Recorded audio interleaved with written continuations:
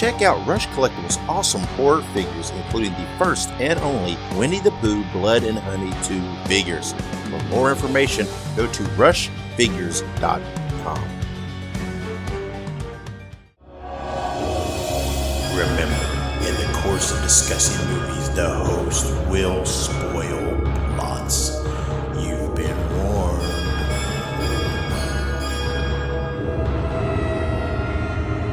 Listen to their screams.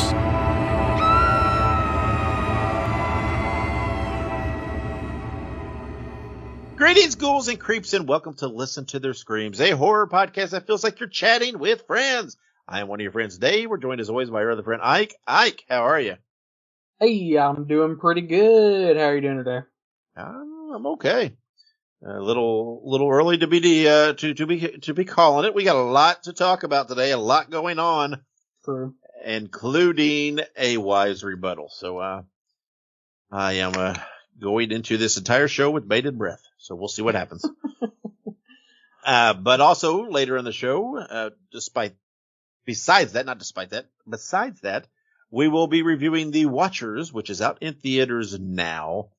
But before we get there and get to our segments, Ike, what did you watch this week? Oh man, not a whole lot. Still watching Supernatural, and also watched the most recent episode of the Pretty Little Liars show. So honestly, not a whole lot. Supernatural has taken up most of my time. That's a good thing. We'll never argue that point. So. I didn't really watch, but I mean, I watched some low budget slashers. I'm not gonna, again, not rattle these off because, we have a whole segment, so they might come up in the future. So I'm not gonna really rattle those off. So let's just transition over to that segment. Order up! Here's one house special cheesy slasher. Enjoy. And this is our cheesy slasher of the week. And this week we are going to talk to you. This is not a review per se. This is us giving you some facts and a little overview about a cheesy slasher from the genre's past that you might want to go check out for yourself. We're just going to kind of introduce you to it. And this week we're going to introduce you to a movie called Final Exam. The movie is described as a psycho killer shows up on a college campus to slash up pretty co-eds and dumb jocks. So, what is not to like about that? The movie is available to watch on Shudder.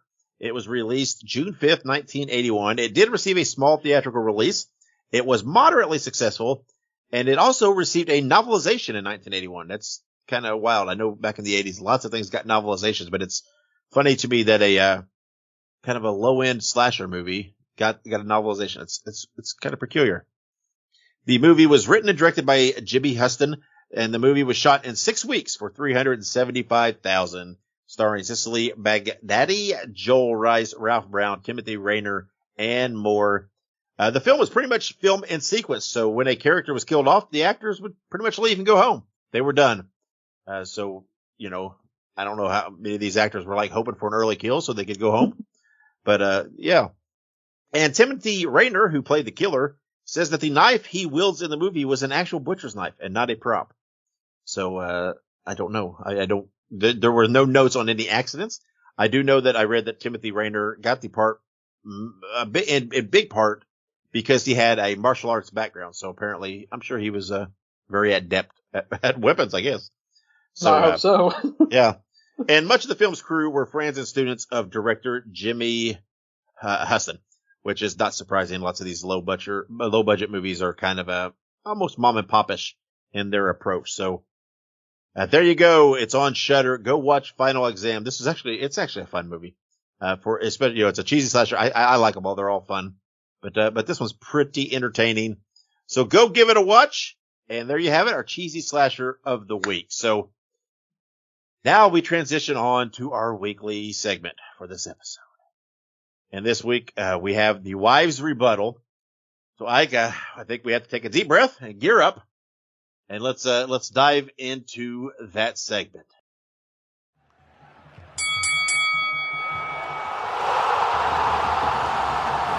Wives Rebuttal. All right, in this episode for our weekly segment, we have a Wives Rebuttal. And joining us, of course, are the wives. First of all, Kayla, how are you?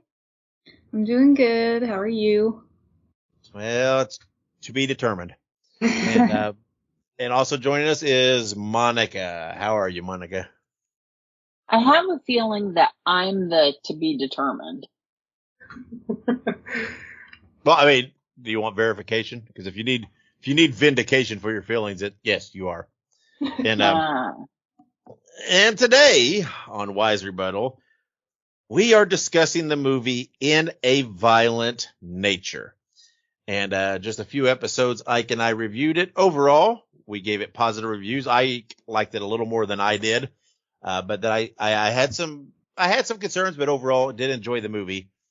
Kayla was a little lukewarm on it, and Monica absolutely hated it.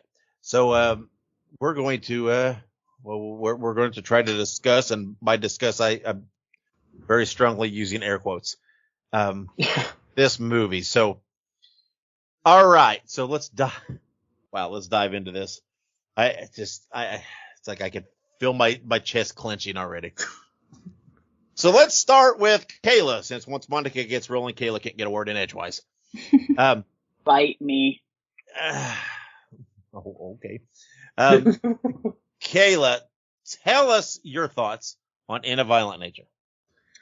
So, like you said, I didn't hate it. I certainly didn't love it, but I didn't hate it. I think I first want to say what the movie did well, and I think the concept of the movie in itself is a really good concept. And I think the kills were really, really good, especially the one on the cliff scene with the girl doing yoga. That was like Terrifier level kill. I think it was done really, really well. But while I do think that, I do think that this movie was 75% of Homeboy just walking through the woods.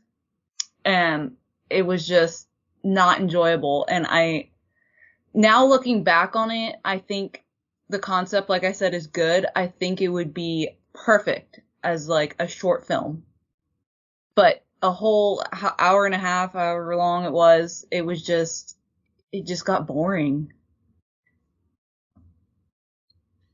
Okay. Now, to be fair, slashers aren't necessarily your bread and butter, correct? True. That is very true. Okay. She's more of the ghosts and possessions and paranormal, spooky monster type thing. Yeah, and obviously, Ike and I we have professed our favorites are slashers, and so that does maybe put a little bit of a bias on it.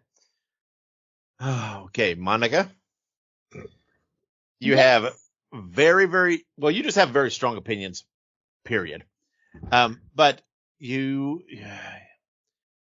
did not like this movie in any way, shape, or form. So first, before we start, does she have like a timer or something? Because like I don't know. I don't know.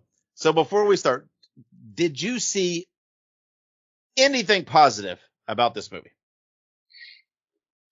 If you were if going into it, you just wanted to see good kills, I thought some of the kills were interesting.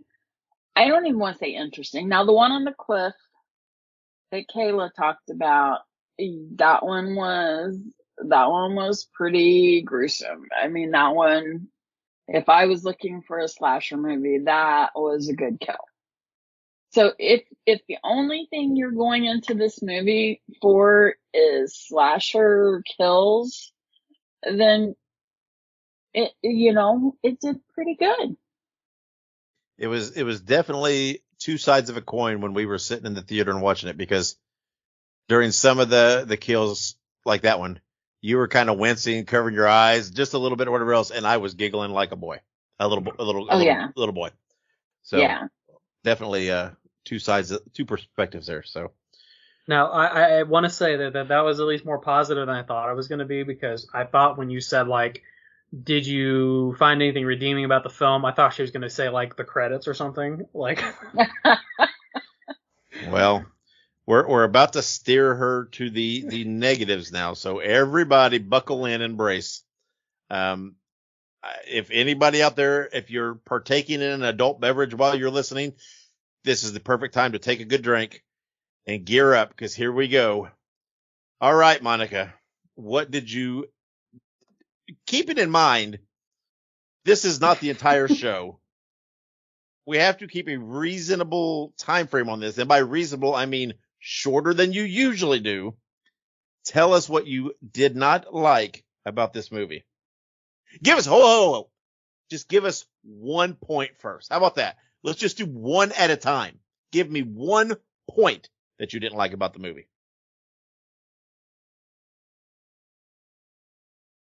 Everything else. That's not 1 point. Okay.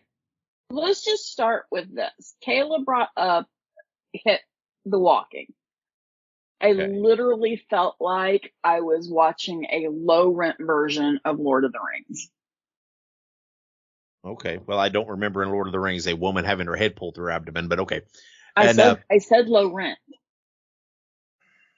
There was less walking in Lord of the Rings, all 3 of them, than there was in this movie.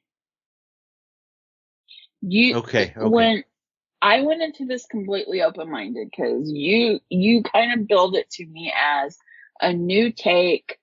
No. Why can you not just let me finish a sentence? Because your sentence is not correct. It was going to be from the killer's point of view. Okay, which was not false. It was false. It was not from the killer's point of view. It was from the dude that was walking behind the killer's point of view. Okay, that doesn't necessarily mean you're looking through his eyes. You don't understand. You just don't. Don't blame you're just liking this movie on me trying to sell it for one thing. I'm not saying that you're the reason I disliked it. Well, that sounded like the road. You bought me a bottle of water. You held my hand. It was a perfectly fine experience with you. Oh, okay. All right. So, to be fair, that was one of the things I said, right? The walking was a little redundant. There was a little too much of it that I felt that it needed, it could have cut some walking and added a few more kills. That there was that was one of my concerns as well. So, everybody, the whole world talks about the walking. So let's just fucking forget about the walking, because everybody has got an opinion about the walking. And, so give me something else besides the walking that you had a problem with this movie. Okay. So if there was this horrible thing in the woods and everyone seemed to know about it, the fire guy knew about it, the lady who picked her up, which, by the way, when I went into this, they were like, oh, Lauren Marie Taylor's in it. She was Vicky from Friday the 13th Part 2, and her entire part was her being creepy, having picked up the girl as a hitchhiker. Okay, hold on. You heard that she was in the movie, right? Yes. Was she in the movie? Yes. So there's nothing factually wrong with the statement. Why are you? I didn't say it was factually wrong. Then don't insinuate. Did you hear somebody say, "Oh, she's in the movie and she's just got a huge role"? No, you just heard she was in the movie. She was in the movie. When you put someone whose entire career is fundamentally one movie, and that movie is a horror movie, that's like putting Jamie Lee Curtis in that movie and then having her drive a car and tell a creepy story for 5 minutes. But anywho. Okay. So whoa. No. You're not just going to anywho this one. You're comparing an actress who has like one credit. It hasn't been in a movie in 30 something years. and is in this movie in this scene to Jamie Lee Curtis, and you think these are equivalencies? They're not No, equivalencies. it's But not in like all this fairness, woman's got this huge resume that she should have had a bigger part. No, she has one movie. Okay, but to be fair, she has more than one credit. I mean, she was on Ryan's Hope and on Loving, which are both, God help were us all. big What soaps from the 80s. What a sensation.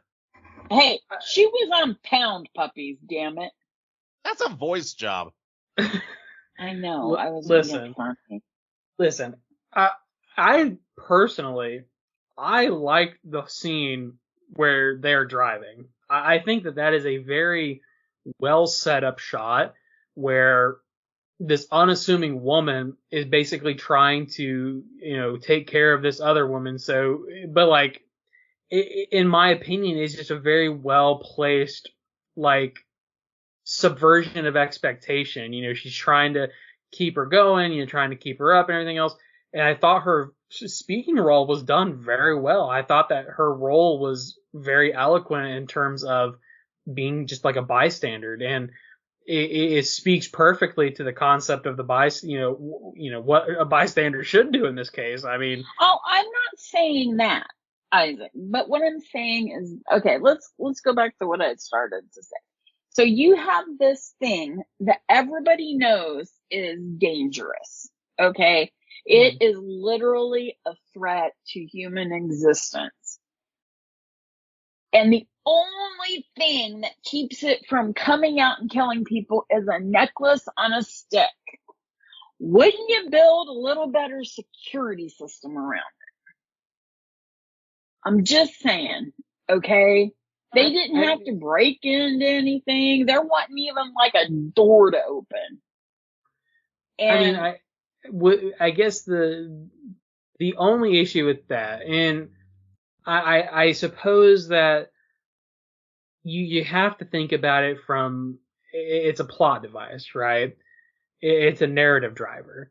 If you remove all logic from this, and you also have to think, how did it end up there in the first place, right? We're led to believe that it ended up there in the first place when the park ranger put down Johnny the first time. Well, maybe not the first time he was put down, but he was the last time he was put down.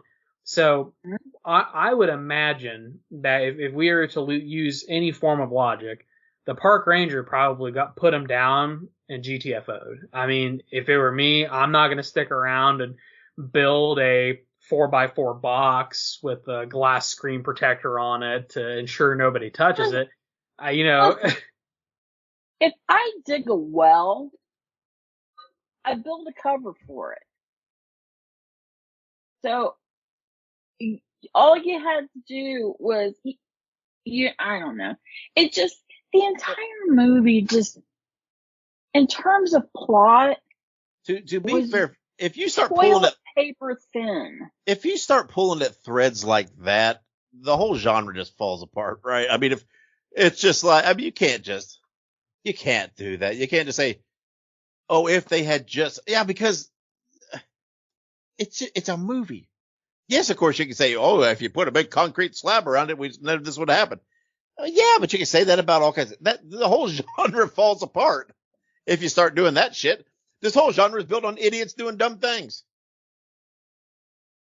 I don't know. I guess I expected way more out of this. This guy, was like, the inspiration for this film and the style was, Gus Van Sant's Death trilogy. And he also cited, who was it? Terrence Malick, I think, as an influence. Yeah. Dude must have been stoned when he watched all that, because there was no quote unquote influence or quote unquote style. This movie, literally, they were like, you know what we should do? Okay, we're going to walk behind Bob and hold the camera, because Bob's a little tall. And we're going to have Bob put on his Apple Watch, and we're going to aim for 25,000 steps. And once we get the video of Bob at 25,000 steps, we want this movie to be, I don't know, 80 to 90 minutes. So then once we see how much we have left, we'll talk about the rest of the movie.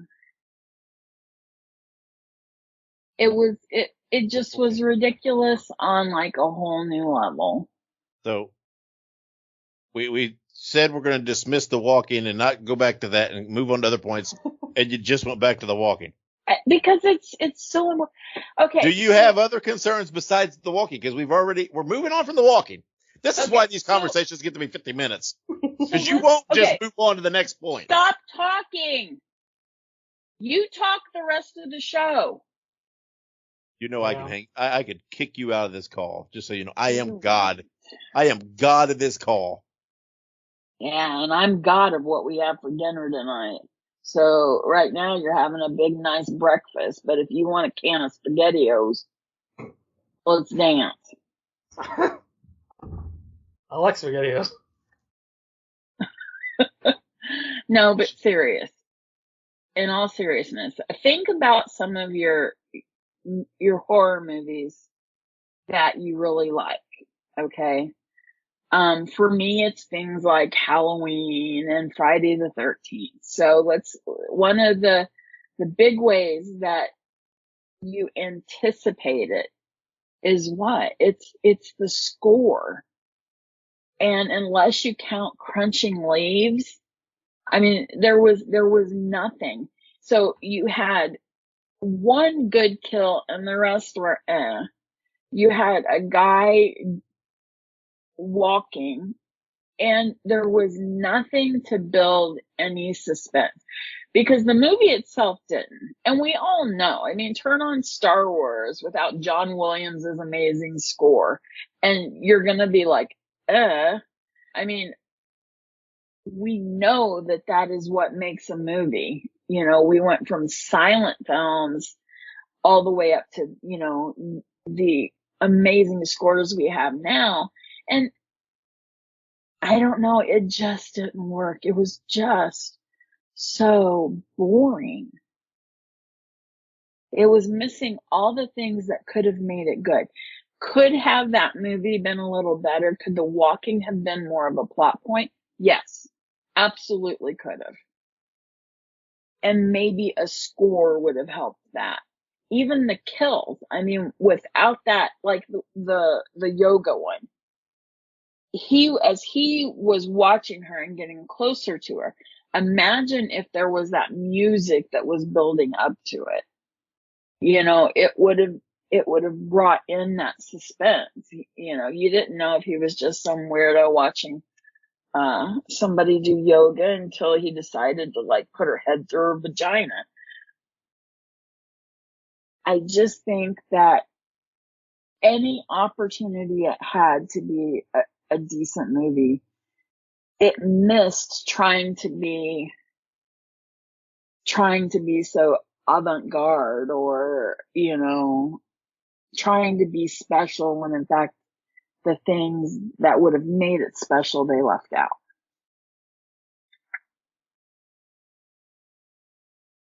I mean, I guess that was a nice recovery from the previous shittery, but what are you talking about, the shittery? I don't know. Obviously, I know that like Dave wants us to move past the walking, but I just have to comment that like I think the criticism about the walking is such a weak criticism, and I'm not saying that meanly to Kayla. But it's not when like 75% of the movie is walking. So yeah, what I mean, you tell them. What I mean is that when you look at the film as an overall, yes, the walking takes up a lot of time, and I suppose it is a matter of perspective, but I don't know, when I look online, that's what everyone says, right? Everyone says, oh, the whole movie's the guy walking, blah, blah, the whole movie's the guy walking. But when you think about it from the perspective of the film, it's a serial killer, a supernaturally driven serial killer who is driven to kill until he gets this object that kept him at rest. He's going to be walking a lot. Okay, but that doesn't mean they have to make a movie about him walking. But that's the thing, is that I understand that they didn't have to make the movie, but the argument that whether or not they should have made the movie is a philosophical argument that is different than the quality of the movie. I get what you're saying, but at the same time, I think they could have easily cut down the walking by 50%, put more of the actual film in it, and I still think it would have got across the same point. And you know what? That very easily could have been the case. But at the same time, we will probably never know that. So we kind of have to use, I guess, the film that we have, I suppose. But I don't know. I really enjoyed it. This was one of those movies that I watched it. I kind of sat on it for a while, and I was like, I really, really like this movie. Like, it went from being like a 3.5 to a 4 because I sat and I thought about it. And so you gave it a 4? Yeah, I still can't. The fact that you gave it a 4 and you also gave Terrifier 2 a 4, like I gave Skinamarink a 4. Exactly. We're not talking about that though. But I can't. I don't. Okay, so I personally, I like experimental movies. I liked, Skinamarink. I liked The Outwaters. I like those kinds of movies. And I would argue that In a Violent Nature falls into sort of that genre of experimental horror where they're trying to subvert the expectations of the genre, right? The expectations of a slasher film are, slasher go here, slasher kill here, slasher kill here, and then final girl put down slasher. This was different. This was not at all what anybody expects out of a slasher film, even in spite of the walking, So that's why I gave it a 4. I enjoyed it. I saw the value in the positives within it. I do think it was not a perfect movie, but I thought it was perfect enough for me. Have you seen? So the guy that did this, I can't remember his name. I know his last name's Nash. But anyway, the inspiration for this film for him was Gus Van Sant's Death Trilogy. Have you seen the Death Trilogy? It's Jerry, Elephant, and Last Days. It was early 2000s. Okay, well, sometime watch them, because what it's about is it's a slower pace. Everything is more, every single movement is thought out, and there's no rush. Everything is, in fact, I know 2 of the 3 are kind of loosely based on, kind of current things that were happening. Like one's, I think, a school shooting, and I haven't seen them in forever. But anyway, okay. If you watch those, and this guy says, I drew my inspiration from this, there is nothing like those things. There is a part of me that thinks they filmed what they wanted, and then they were like, well, shit, we only have like 20 minutes of a movie. I'm not even saying that what little bit of the movie there was necessarily bad. They had elements there that really could have been interesting. The necklace, like he was going to get the necklace. However, he stood outside the campfire where the necklace was clearly visible. And he didn't come in and be like rip-roaring through everybody to get the necklace. So then that makes you think, how much of the necklace is really propelling him? Is he more of a killer, or is he more of a killer with a mission? So, I don't know. I would argue that as a killer, someone who is driven by vengeance, he's not an idiot. He might be simple, because that obviously was part of like his backstory, is that he was not mentally all there. But someone who is not mentally all there, who is potentially operating at a slower pace, is not going to approach a group of almost 10, even if his mission is to get this necklace back. Michael Myers didn't do that. Jason Voorhees rarely, if ever, did that. Compare those. You cannot compare those to this guy. Okay, Michael Myers. Now, Jason Voorhees. Okay, Jason Voorhees even. Initially. Now, when you get into the crazy later ones, yeah, okay, he crawled out of a grave after being electrocuted. Okay. But initially, these were people motivated just by their need to kill people. This guy wasn't, I mean, this was filmed somewhere in Canada. I want to say Ontario.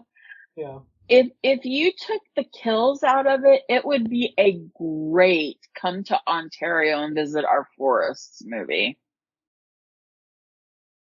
I mean, it would be like an hour long, but I don't know. Anywho, before we dwell too long on it, because I guess I've talked a lot, even Kayla's talked a lot. We haven't heard much from Dave. Well, I was told to shut up. Oh my god. And it worked for once. He really wants the biscuits and gravy. I didn't tell you to shut up. Somebody is digging a grave right now. Well, I told you to stop. Mm-hmm. We know who's more dependent on who in this relationship, and who's going to lose out more in the long run. I don't even know what that means. You will. I don't know. Kayla, can I come stay with you for a while? She's temperamental. She's temperamental. I warn you. I'm what? Kayla literally gestured to the microphone for me to respond rather than respond herself. Kayla, I thought we were friends. And she remains silent. I feel like I'm being betrayed by everyone. Well, maybe if you didn't steal all of her speaking time, she would. I did not steal her speaking time. I have sat here quietly when she spoke, and when her and Isaac were going back and forth. I have been a very good little girl. So it's only me you cut off and tell to be quiet. Yep. This has gone 27 minutes. Do you want me to tally up the portioning of this 27 minutes? No. That's what I thought. I don't know. I don't have anything to add to this. I'm just sitting back and listening. He's enjoying the show. I mean, I do understand. I guess to kind of wrap it a little bit, because I know that we've kind of gone back and forth and gone back to the walking and back and forth on the walking. I mean, don't get me wrong. I'm not going to pretend like this movie's for everyone, but it's one of those, it's one of those that you should probably know what you're getting yourself into kind of movies. And normally, I'm not like a proponent of like, oh yeah, look up this movie, see if it's something, I'm usually the jump into it, just go for it. But this movie is not for everyone. I mean, I acknowledge that in our review. I even said I understand why someone might not like this movie. It's just, I also have a hard time separating from the fact that I enjoyed the movie and I saw plenty of redeeming qualities. So it's that twofold twist, I want to go back to something Kayla said. You gave this a 4, and you also gave Terrifier 2 a 4. Are you saying they are on the same entertainment level? To me, yes. I am as much as one can be. I am as equally entertained by those films as I am with this. And honestly, in retrospect, I would probably rate Terrifier 2 higher. But in the case of consistency, I have always stated that I have given it a 4. But keep in mind, Terrifier 2 was that movie came out in 2022, right? Mm-hmm. And I don't want to say it was one of the first movies that we reviewed, but it was, we had not been recording for more than a few months at that point. So, and what, you were learning how to review a movie? Because I know that ain't true. Well, what I'm saying is that there's a curve when it comes to your gradation. When you start grading things, gradation a word? It sure is. But I mean, there is. When you start at the beginning, you're more conservative with your grading, and so movies that you really enjoy, you're probably not going to give more than a 4 because you're like, surely I can't give this movie a 4.5 or a 5, But if I were to go back, I would probably give Terrifier 2 a 4.5. Okay. Yeah. Just to answer the question. You got quiet there. No follow up from her on that. I know. I don't think there's a word called gradation. Now there is if you take the I out, and that means any process or change taking place through a series of stages by degrees or a gradual manner. But okay, you're hung up on the wrong pointer. Very much so. So, okay, so let's try to bring this home a little bit because we're going long again. One of the things that I liked about the movie, and we'll see what everybody else thinks, particularly the wives. I did say that I did like the design of the killer, the look of the killer. I thought it was a very nice look, iconic look, a marketable look for a killer. Now, taking out of it how he was using the film, blah, blah, blah. What did you think of just the visual of the killer? I'd agree with you. He looked like a killer. Like, he wasn't like some little scrawny guy that you're like, oh, I could take him. Like, no, like that guy, if he came at me, like, I'm def going down. Like, he was a big boy. So I would agree with you. I'm going to say something and you're going to all laugh and say that I'm joking, but I'm not. I couldn't pick him out of a lineup right now, except for by the back of his head, because I don't remember what the front looked like. He literally wore a mask, a very distinct mask. Well, the fire mask, I remember that, but other than that, I don't remember. There was the scene where he had the mask off with the toy car, and okay, well. Yeah, I remember the scene, but his face is just. Well, even despite that, though, even with the fire mask, what do you think of the look? I did like the old school fire mask because that kind of tied his history into the present. Okay. I did state in the review that he looked a little bit like a psychotic minion, but that wasn't necessarily in a bad way. But I wish now I could remember. And okay, so and we've all expressed that. I did enjoy the kills. We've all expressed that yes, the one kill was a very unique kill, and the effects were obviously very well done. So we've all kind of agreed with that hey, that one kill on the cliff is kind of the highlight of the movie. If we were doing a consensus, correct? Yeah, I would say so. Yes. Yeah. Okay. I'm just trying to put some positive light on this thing as we close out here. And so there we go. We'll leave it at that now. Keeping in mind we're going a little long and we don't want to go much longer. At the end of this movie, there's clearly a door open for a sequel. If they choose or able to do it or whatever else. What do you think of the prospects? Very briefly, what do you think of the prospects of there being another movie? I mean, I'd go watch it. I never say no to a movie. Very rarely do I say no. I like to give every movie at least a shot. So yeah, I mean, yeah, I'd go watch it and go in with an open mind. For me, it would be I might watch it at 2:00 in the morning when literally I can't find anything else on, and I'm in one of those like moods where I'm going to sit there and watch it all the way through because I keep thinking it's got to get better kind of movie. But it's obviously it's pure speculation on our part. But do you think if they were to do a sequel, it would be more of the same? Or do you think it would dip more into what some of the older franchises do and they would try something different, try a different approach? Well, I just want to tell you that I was trying to find a picture of his face because I seriously can't remember. And when you go to Google and click images, it's either the fire mask or the back of his head.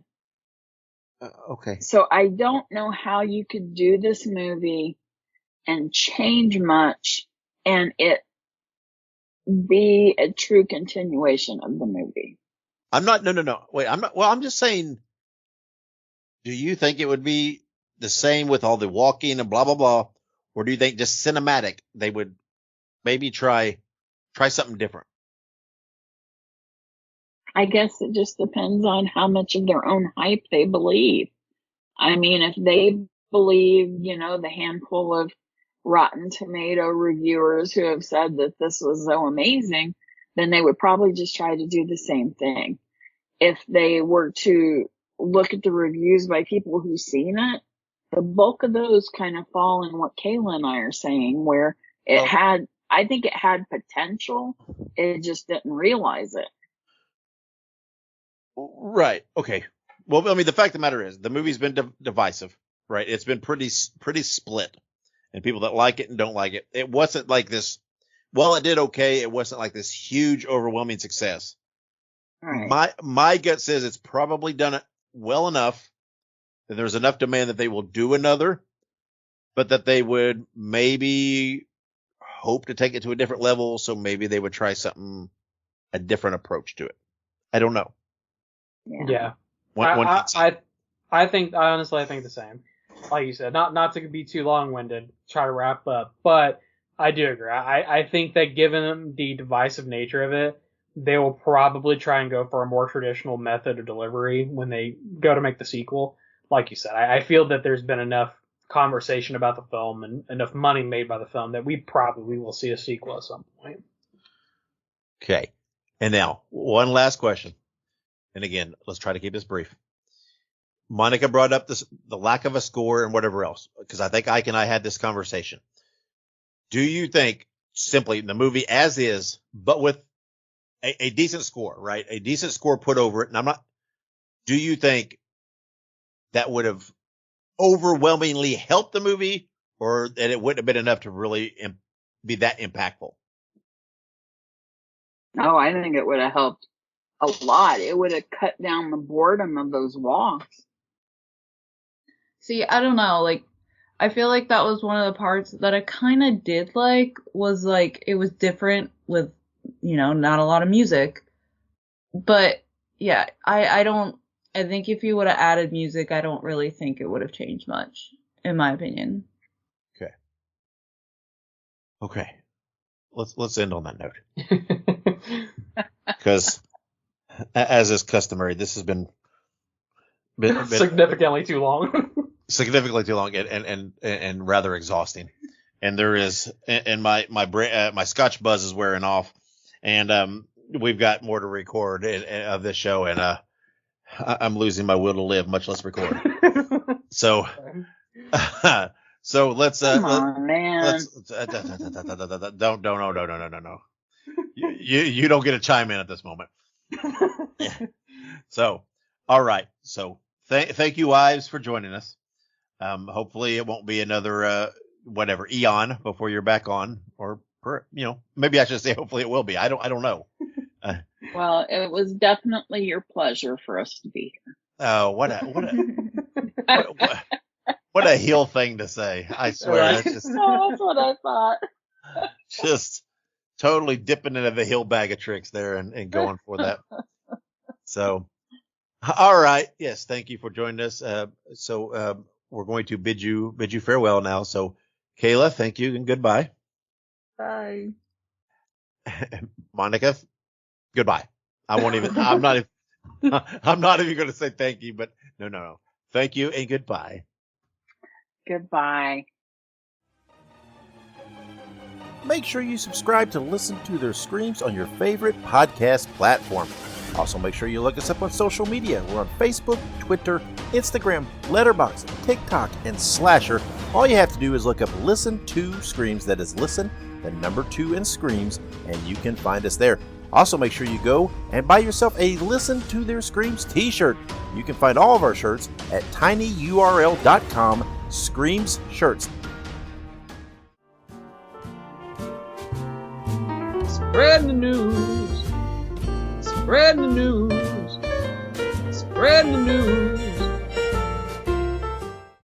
All right, and we're back with the news. That was something, wasn't it? 40 minutes of something. Whew. Yeah, something's right.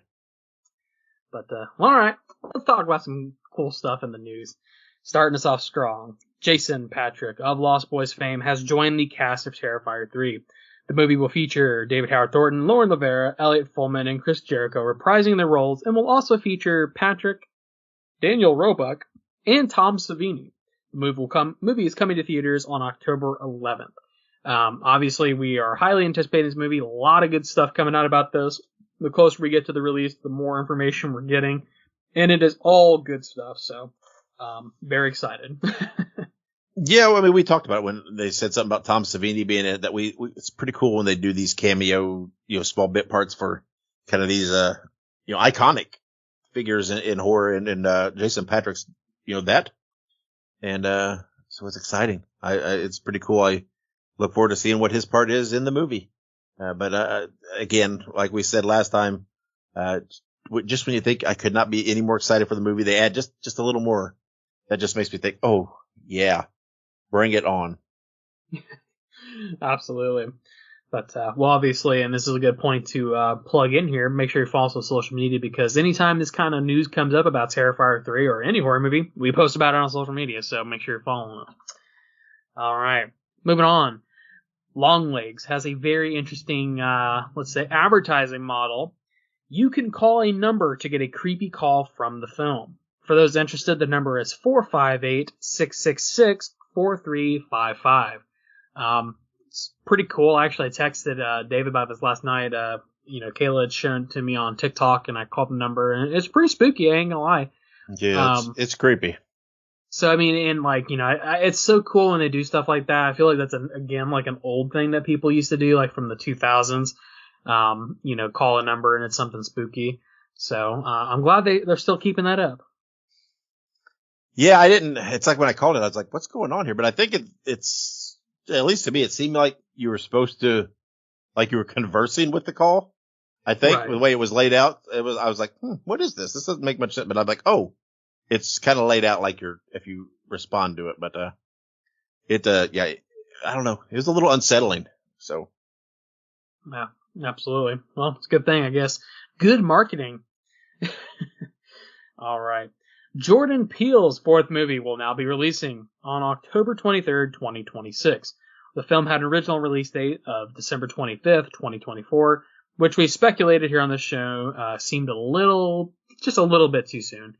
Now, 2 years too soon, maybe not, but I feel like those preliminary speculations on the date were definitely a little hyperinflated, and it turns out to be a lot of hyperinflated, so we will eventually get that movie, just not yet. Yeah, we said that. It was like, I don't know about this date. I don't think it's going to hold up. It seems awfully quick for no more going on with it. But, it's, apparently is not very far along when they started throwing this stuff out there. So, but still exciting nonetheless to know that movie's forthcoming. Yeah, absolutely. And, actually, one other thing I want to mention, for those of you who are interested, Smile 2 actually released a trailer today. So I think it was today. Yeah. I haven't watched it yet, but for anyone who wants to check it out, I think it's on YouTube. Yep. Anywho, upcoming birthdays. June 22nd, 1958, Bruce Campbell. Hail to the king, baby. Known for his role as Ash in the Evil Dead series. Obviously, Dave and I love Bruce Campbell, and we love the Evil Dead series. And we're very excited for the future that the Evil Dead series has, and hopefully, maybe, probably at least one more role of Ash Williams in the cinematic universe. Yeah, I mean, he's still, in there as the executive producer, right? Has the hand in all this. No matter what they do and everything else, he has input. But I don't know about as far as the Evil Dead stuff. But I don't. We obviously, I'm sure I've not seen the last of Bruce Campbell in an acting role. So true, very true. All right, June 26, 1984, Aubrey Plaza, known for her roles in Child's Play, the remake, Criminal Minds, and then, of course, Parks and Recreation. She's done quite a bit of stuff. I know there's a show on HBO that she's gotten a lot of praise for. I've never watched it, and I cannot remember the name of it, but there's some show on there that I hear is really, really good, but I can't recall it now. Yeah, I don't know what that is, but obviously I know her from Parks and Rec, and she has that great arc in Criminal Minds. She was really, really good as a kind of a villain in that. But then, of course, for the sake of the show, she was in the Child's Play remake. So, oh, I found it. It's the White Lotus. It's a TV series, I believe, and it's on HBO Max. I heard it's good. I've never watched it though. Yeah, I'll take your word for it. I don't know what it is. Yeah, same. I'm not sure what it is either. Anywho. Upcoming movie anniversaries, June 20th, 1975, Jaws, the OG. Obviously, Dave and I have sung the praises of Jaws. It's a good, classic film. It has a lot of really great influence on just the horror universes in general, but also it has a very good historical perspective to where this is where a lot of those shark movies began. Yeah, I mean, this is I love Jaws. We've talked about it in the past. I'm not gonna dive into it too much more, but it's a great movie. One of my favorites of all time. Yeah, absolutely. And then going to June 24th, 2022, The Black Phone. So of course, again, Dave and I have sung the praises of The Black Phone. We've reviewed this film, given it pretty good marks from what I recall, and we are also highly anticipating another film in the series. So. Hopefully more to come on that. Yeah. I mean, there's going to be, another, but, I think, pretty sure, right? There's a review, right? In the archives of us doing Black Phone. We reviewed Black Phone. Yeah. We sure have. Yeah. But, I love Black Phone. I know there's going to be the follow up, which I look forward to. There you go. And then, of course, June 25th, 1982, The Thing. Honestly, The Thing is one of my favorite monster movies of all time. I love the very realistic practical effects on The Thing. It's truly one of the creepier, films that I've seen, and, one of the more hopeless horror films I've seen too. It's just a very low kind of movie, and it's meant to be that way. It's meant to be there is no hope, abandon all hope, ye who enter here. So I love The Thing. Such a good movie. I know that they made a remake, but I would love to see some sort of, some sort of sequel or something to that. I feel like you could very easily do that. Yeah. I don't know. I mean, I'm not big on remaking this movie because I feel the originals, like I said, I know it was remade, but it's like the original is pretty perfect as is. So I don't feel like it added anything by doing a remake. So, you can, could have done something to add to the universe or add, to the franchise, but, I don't feel that there was that big a need to remake this movie, but, I love the movie. Right. Gotta love it. And then, another The movie, June 25th, 1976, The Omen. And of course we recently, watched and reviewed The First Omen. But The Omen, of course, is a fantastic film. Dave and I have both talked about this as well. And, we spoke a little bit more in depth about it, I think, during our, review of The First Omen, sort of our feelings on the franchise. But yeah, I mean, the Omen's a pretty iconic, possession demon type movie, and, definitely holds stake in the history of horror. Yeah, I love the Omen. Thought The First Omen was a good entry into the franchise. Again, I think we talked about it even last week or the week before when one of the sequels came up with an anniversary. I even enjoyed, to an extent the sequels. But Omen's a classic movie. Yeah, absolutely. And then last but not least, June 26, 2019, Annabelle Comes Home. So this is actually one of those Annabelle Conjuring movies that I've only seen a couple times. I want to say maybe only twice. But I do really like this movie. I think this movie had a lot of potential, and I think it opens up a broader perspective for the Annabelle and the Conjuring universe as a whole. So I would highly recommend you check this one out if you haven't already. But it's very good. Very, very good. Yeah, the Annabelle movies they're fun. I don't know. At least in my world, dolls will never not be creepy. So, yeah, it doesn't lose its impact to me. Yeah, absolutely. All right. Last but not least here, we have some upcoming releases. Starting out first, The Exorcism is released in theaters on July 21st, 2024, starring Russell Crowe. And this is hopefully not an Avengers level threat when it comes to the Pope's exorcist.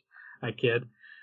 It is described as a troubled actor begins to exhibit disruptive behavior while shooting a horror film. His estranged daughter wonders if he's slipping back into his past addictions or if there's something more sinister at play. I do want to catch this at some point. I don't know if I'll go to the theaters explicitly to see this, but I'll definitely catch this on streaming.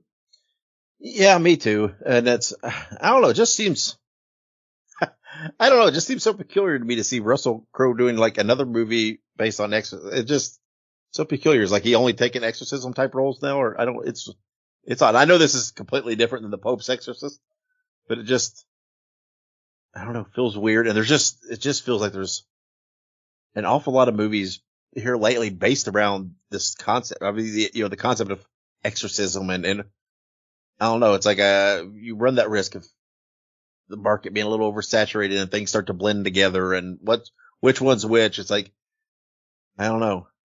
Not that they've not been good or whatever else, but it's just like, come on, somebody do something different, right? Let's, I don't know. And I'm not saying this is not a fresh take on something because it sounds different, but I don't know. When you see the title, The Exorcism, it's like, okay, we're doing this again, but so be it. I'll watch it. And, I like Russell Crowe and hopefully it's good. So. Yep. Very true. All right. Winnie the Pooh Blood and Honey 2 will be available exclusively on Amazon Video on Demand on June 26th. We have, of course, reviewed this film as well as talked about the first film, so those are in our archives. Generally good remarks on those as well, but check those out if you want to. Yeah, I mean, I guess, again, I saw this and I guess I was confused because I don't know why I thought this was already out, video on demand and everything. And I think I was thinking of the first one, because remember the first one was very limited theatrical, and then it came out Amazon only, which was kind of the first chance that most people got to see it. Well, this one had a little bit bigger theatrical release. I thought, well, we reviewed this movie. How did that happen? And I'm like, so this is not already out? I'm like, oh wait, no, we went and saw this in a theater. I was very confused by this because for some reason I had to fact check this. I was like, I thought this was already out. Video on demand, but nope. Lo and behold, it was, I was mixing up the two a little bit on my facts, but whatever the case may be, I love the Winnie the Pooh Blood and Honey movies. Everybody, if you've not seen it, didn't get a chance to see it, or even if you just want to see it again, go rent it or buy it, watch it again. It's just super exciting. They got, the action figures are coming out for it. I'm excited about that. I know, we're getting a third one. I mean, I love these movies. They're so fun to me. Yeah, absolutely. I can't wait to watch it again. Oh yeah, me too. I remember I watched the first one. I liked it, but I like the second one more. So yeah, me too. I am very excited to see the second one again. So and I love how the second one. I love how they utilized the first one in the second one, knowing that they really had the finances to really step it up for the second one with the character designs and different things like that.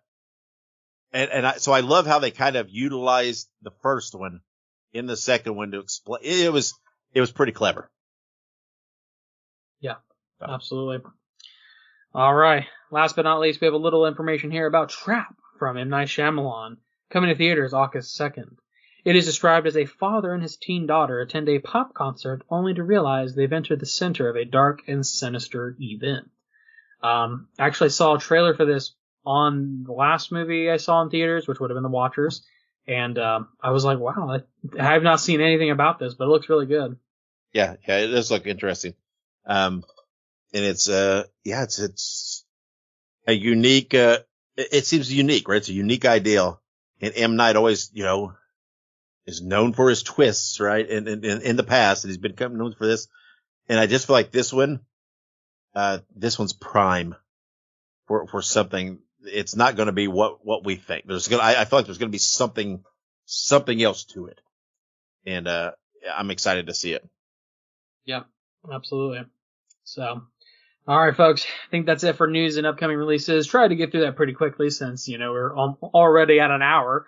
Good Lord. Ay, caramba. So, we're going to take a brief little pause here. But when we come back, we will have our official review of The Watchers. Stick around.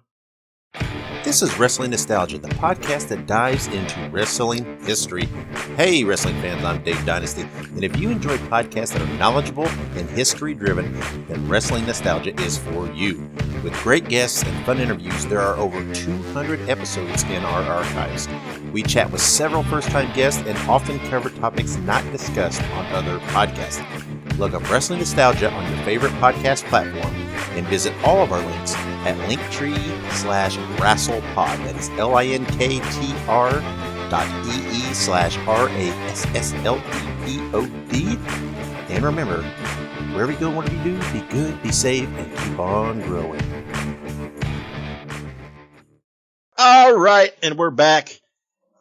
Oh man, I can't believe we got a whole nother section to do here. I just feel like we've been doing this for like a week now. The wise rebuttal just always takes it out of me. Anyway, it's the review time. No. Here we go. We're going with The Watchers, which is now in theaters. Written and directed by Ishana Shyamalan, starring Dakota Fanning, Georgiana Campbell, Alwyn Ferrer, and others. It was released June 7th in theaters. It grossed a little over $7 million on its opening weekend, which was good for number 4 that weekend. This is maybe what did we do? We did Frogman that week that it came out, I believe, right? We decided to do Frogman, which I don't regret in the least. Really love Frogman. Yeah. But we didn't really have anything. There wasn't really anything there this week. No new release really hitting hard, so we thought, oh well, we can go hook back around and check The Watchers. And again, I'm not going to be long-winded about this. I'm going to, the movie was good. It was entertaining. It was a fun movie. I do feel that maybe there were parts that were a little slow moving. That's just kind of my personal thing though with these type of movies. Sometimes it's like I just need a little something in there to break up a little bit of the monotony here and there. Monotony is not the right word, but just to give it a little spike.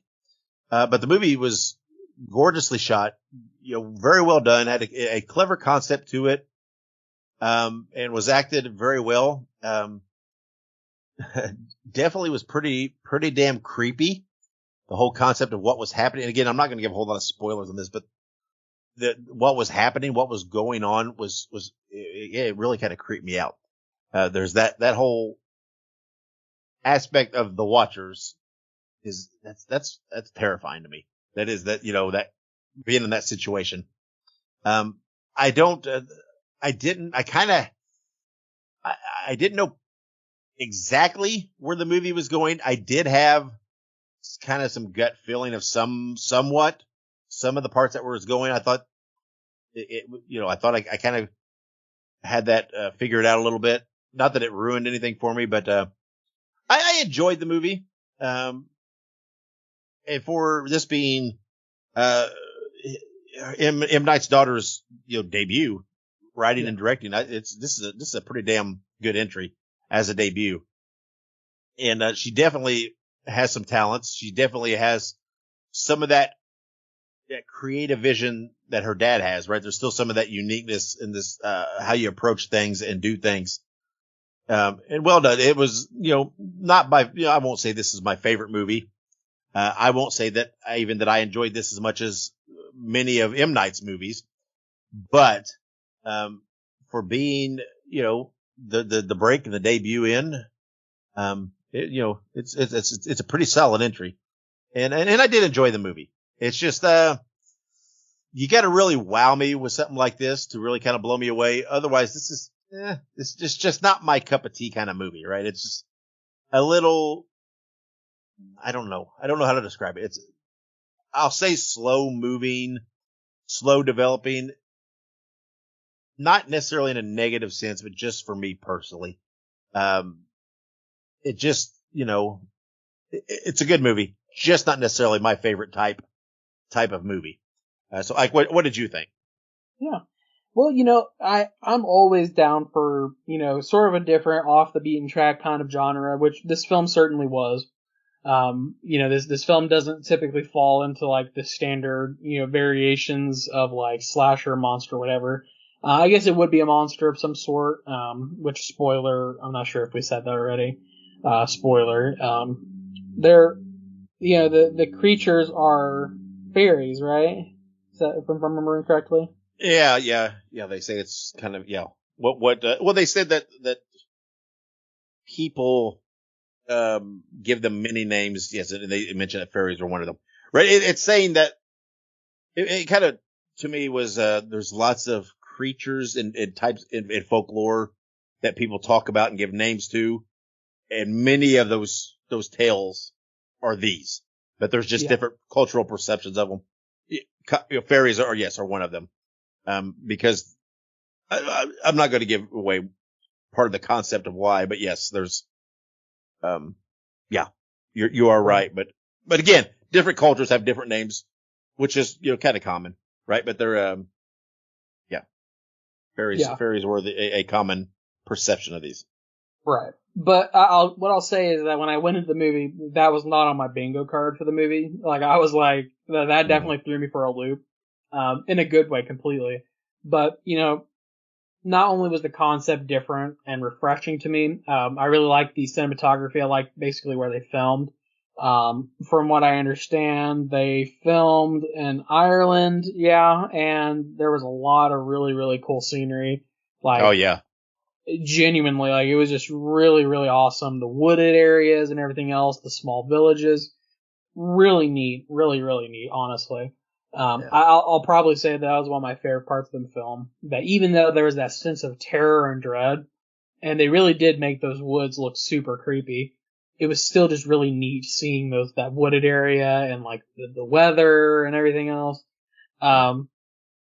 But, I think it was very interesting because it also sort of, like you said, falls into that, sort of fear of being trapped or a fear of being watched and not being able to see the person who's watching you. And, so not only did you have that supernatural aspect kind of as the tertiary, but you also had sort of that spooky, like, you being watched. And that's one of the creepiest things about like other genres of horror films is that you don't like being watched. You don't like not being able to see something that is clearly there. And that, in my opinion, is what drove the first half of the movie. And then as the movie gets along, you learn a little more, you see a little bit more, and things get a little crazy. And I'm not going to spoil the ultimate twist, which them being fairies is not the twist. There's an even larger twist at hand. But honestly, I really, really liked it. This was just a genuinely, I think in my opinion, was a very, very interesting movie. Had a lot of meat to it. Like you said, there were some slow moving parts, but I feel like once you got into the meat of it, it kind of flowed. And that's kind of what I saw. I saw this flow, this very organic measure to it. I will say that towards the end, there was a little bit of, what I would say is a little bit of deviation from like, sort of like being engaged. Maybe it was just because they snapped out of it so quick, but I just felt like there was a little bit of a lapse towards the end of the movie, but nothing too major. But the one other thing that I would like to say is that the people who were in this film, the people that were in the box that were being watched, they did so great. I mean, they were genuinely, very good at what they were doing. They presented as best as they could, and I just really enjoyed it. And, like you said, Ashana Shyamalan this is her first, directorial debut. So I give her major props. This was a very, very good, strong first entry. As a lot of times, people's first films are not always quality films, So, seeing this sort of level, this sort of, jump into the genre, to me, means that she will be successful in the future. Ashana she did great. So, and I even told Kayla after I walked out of the movie, I was like, I would love to see like an expanded universe, where there are other types of monsters and everything else. And like, I feel like they could definitely do something like that if they were smart, Yeah. Again, it was a good movie. It was a fun movie. Not necessarily my favorite style of movie. So, that might be why I have a little bit of the ho-hum. It's weird. I don't mind a slow burn if there's a big payoff. And while this one was good, I just don't feel like the end payoff leveled me as much as, I felt it was kind of slow burning. That's not bad. It's just my personal opinion. So, okay. So let's just go ahead and let's move on and wrap this up. And I feel like we spent 2 weeks on this episode. So, Ike, out of 5 screams, what are you giving The Watchers? I'm going to give it a 3.5 out of 5. Okay. Well, I'm going to give it a 3 out of 5. Again, it was a good movie. Not necessarily my forte. Just it is what it is. I did enjoy it, but it's not something that I would rush to watch again per se. So an average of a 3 1/4 screams from us. Again, it is a fun movie. Well made, well done. So if you've not had a chance to see it yet, go see it in theaters, and I'm sure it will be hitting video on demand probably in the near future. So next week we are going to be reviewing a movie called Hunting for the Hag. This movie is available video on demand now on Amazon Prime and Vudu. The movie is written and directed by Paul Brooks, and Paul reached out to us, said, "Hey guys, I got this film. Would you be interested in watching it and everything else?" And I said, "Sure, we're always open to watching a movie." And so he sent us a screener link to watch it. It was, and I thought, you know what? We've kind of got another gap here, right? Another week where there's not really something to review. So Paul, perfect timing on your part. You get a full episodic review next week. And we will be talking for Hunting for the Hag. And again, if you like to watch the movies ahead of our review, you can watch it video on demand on Amazon Prime and or Vudu. So go give it a watch. The aforementioned Daniel Roebuck that we talked about earlier being in Terrifier 3 is in this movie. He has in this. So go watch it before we review it next week. So Ike, we've survived. Not only did we survive another episode, we survived another Wise Rebuttal. Yes, we did. It seems to get more and more difficult every time. But, que sera, sera, I think we knew what we signed up for. And, so before we close and get out of here, is there anything that you want to throw in? If you ever end up in the middle of the woods and you can't find your way back to your car, look out for a kind of spooky looking old lady and maybe she'll guide you to safety. Maybe. Or she might be the witch from Hansel and Gretel. Who knows? That's right. She might be taking you to cook you and eat you. You 50-50 chance. you have to weigh those options. All right. Well, there you have it. Another one in the book. Review of The Watchers, a Wise Rebuttal in the book. Next week, Hunting for the Hag. Lots and lots going on. So, we'll be back again next week. Another cheesy slasher next week, of course. Everybody seems to be very much enjoying that segment of the show. I very much enjoy that segment of the show because, well, hell, I like cheesy slashers. So, there you go. So, until next week, I'm Dave. That's Ike. This is Listen to the Screams. And wherever you go, whatever you do, be good, be safe, and have many pleasant nightmares.